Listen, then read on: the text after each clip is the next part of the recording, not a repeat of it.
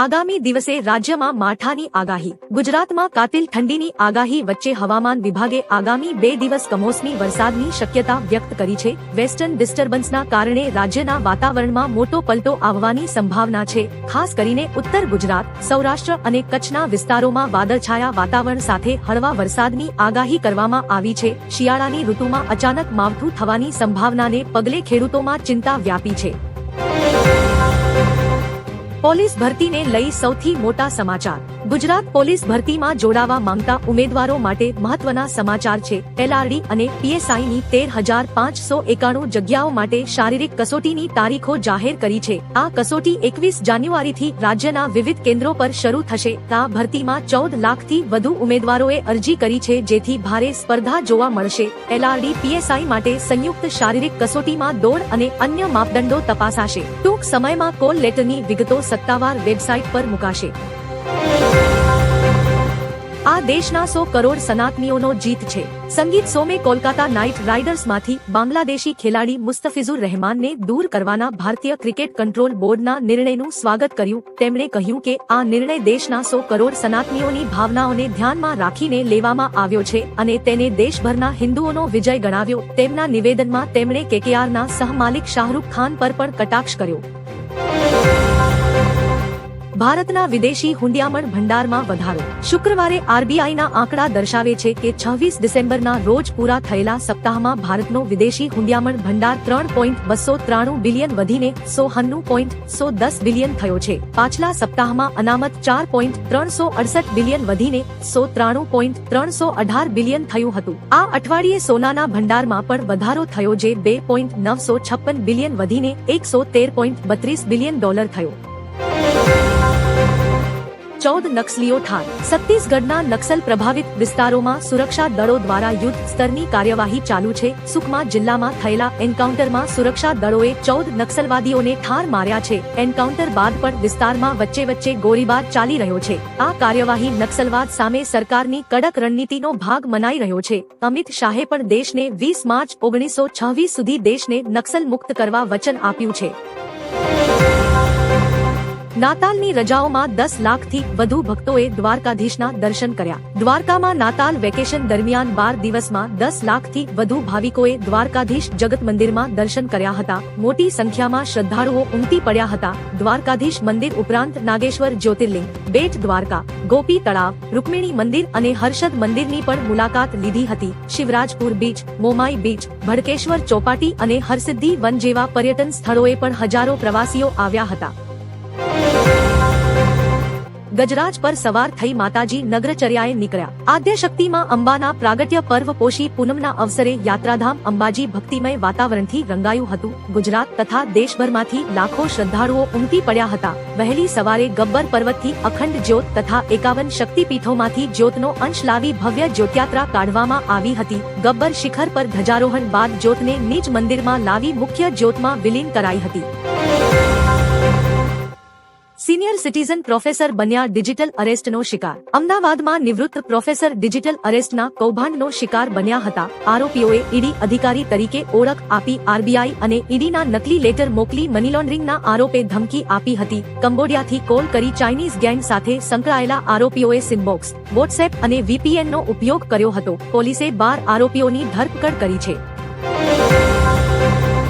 ગુજરાતમાં માવઠા બાદ ઠંડીનો નવો રાઉન્ડ. વેસ્ટર્ન ડિસ્ટર્બન્સની અસરથી ભર શિયાળે કમોસમી વરસાદ પડ્યો હતો. ખાસ કરીને દક્ષિણ ગુજરાતમાં છેલ્લા 2 દિવસમાં વરસાદી ઝાપટા નોંધાયા હતા. જોકે આ વરસાદી માહોલ બાદ રાજ્યમાં ફરી ઠંડીનો ચમકારો વધ્યો છે. છેલ્લા 24 કલાકમાં લઘુત્તમ તાપમાનમાં નોંધપાત્ર ઘટાડો થયો છે. નલિયા 7 ડિગ્રી સાથે સૌથી ઠંડુ રહ્યું છે, જ્યારે રાજકોટમાં 9.4 ડિગ્રી નોંધાયું હતું.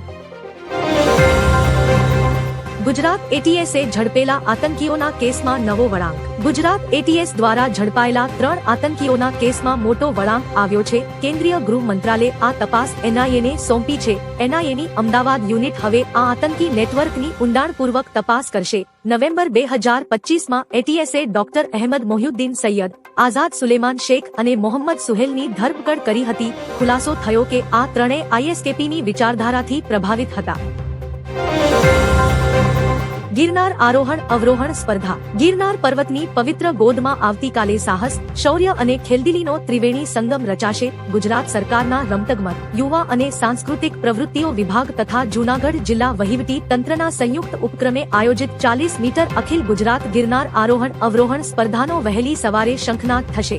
સામાજિક ન્યાય અને અધિકારિતા મંત્રી તથા જિલ્લાના પ્રભારી મંત્રી doctor Pradyumna Vaja flag of કરી પ્રસ્થાન કરાવશે.